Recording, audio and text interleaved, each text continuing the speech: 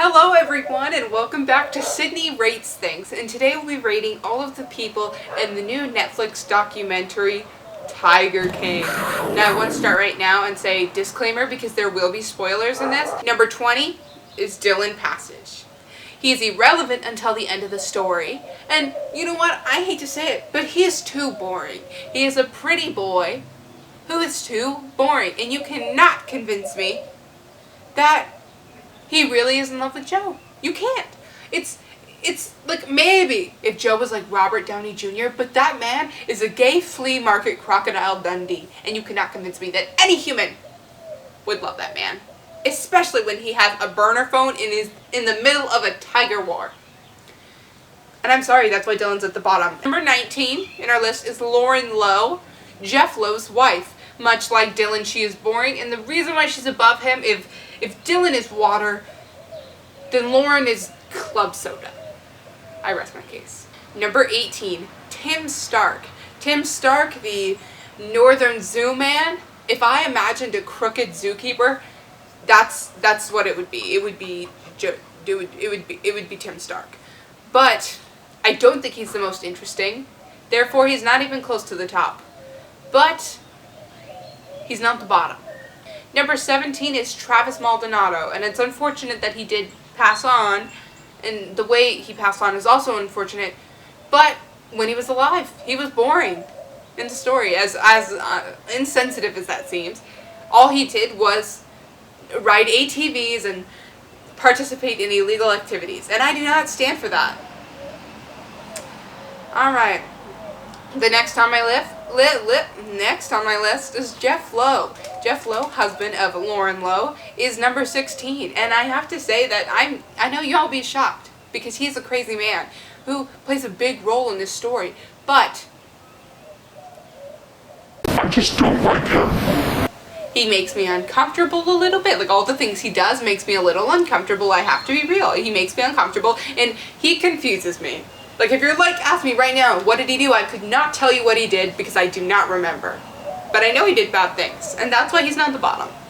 Number 15 on our list, Alan Glover, the man himself. The murderer who was paid to do it, except didn't, ran away. And I appreciate that. I appreciate scamming people, especially bad people. Do it. It's crazy. It's fun, And I like that he didn't care. There's a certain specialness about someone who doesn't give it anything. They don't care about it, and that sounds so interesting to me. So shout out to that man. Number 14 on the list, John Rink.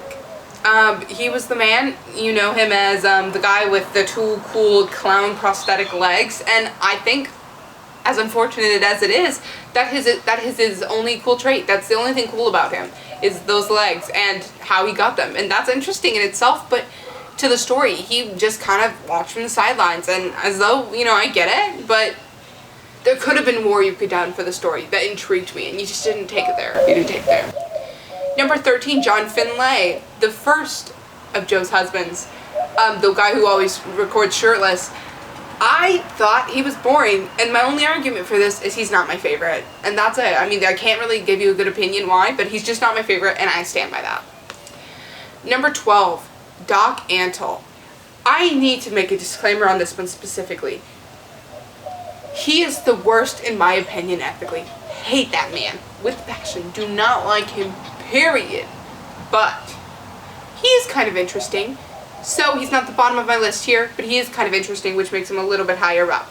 My next one, number 11, Barbara Fisher. She is above him because she's escaped from him, and she enveloped the story in a way that made it so much more interesting to watch in the perspective of, I hate this man now. So number 15, oh, nope, number 11. Sorry, number 11. Number 11. Thank you, Barbara Fisher. Thank you, Barbara Fisher. Thank you. Number 10, Saf or Kelsey Safrey. She is so cool. Like, imagine being so level-headed that you get your arm bitten off by a freaking tiger. And you know what?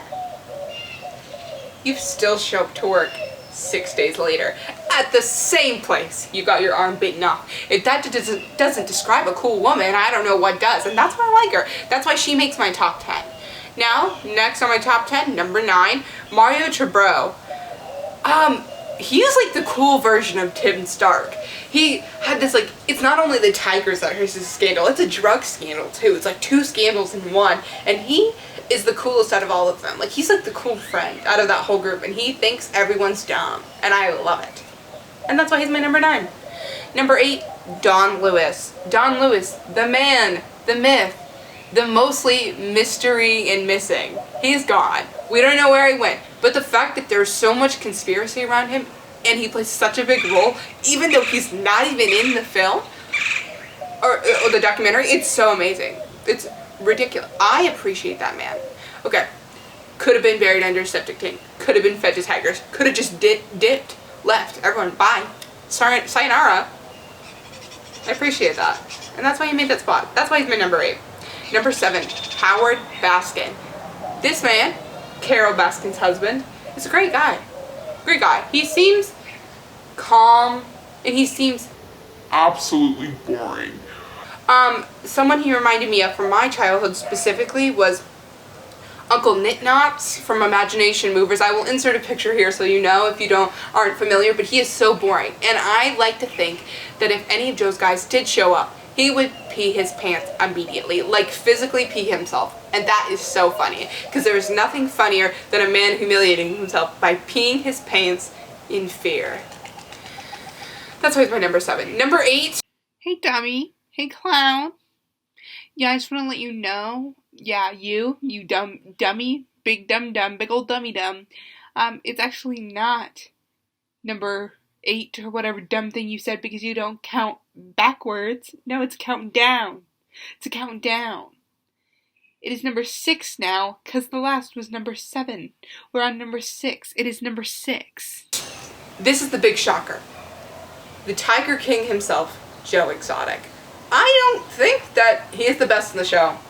I think I appreciate someone who has like a mix of like crazy things happen and smart, but he is the dumbest man of the show. He does dumb things consistently, although he does have some great country songs that make me laugh incredibly, and he really he's the king of bashing people. But and along with tigers, not bashing tigers, well maybe.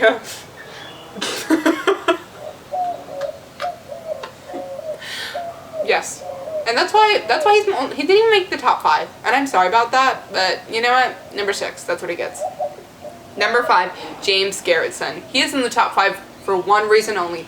That guy can stir the pot. And you can't have good documentaries and you can't have good reality TV without a pot stirrer. And he is so great at it.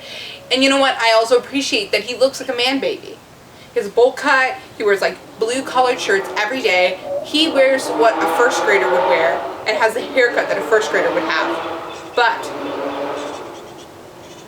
he's an adult and he is a lemur, and that's why he's my number 5. My number 4, a lot of people will get mad because it's not like she's above him, but I like Carol Baskin. Actually, I don't like her, but I like all the things about her that are so weirdly interesting.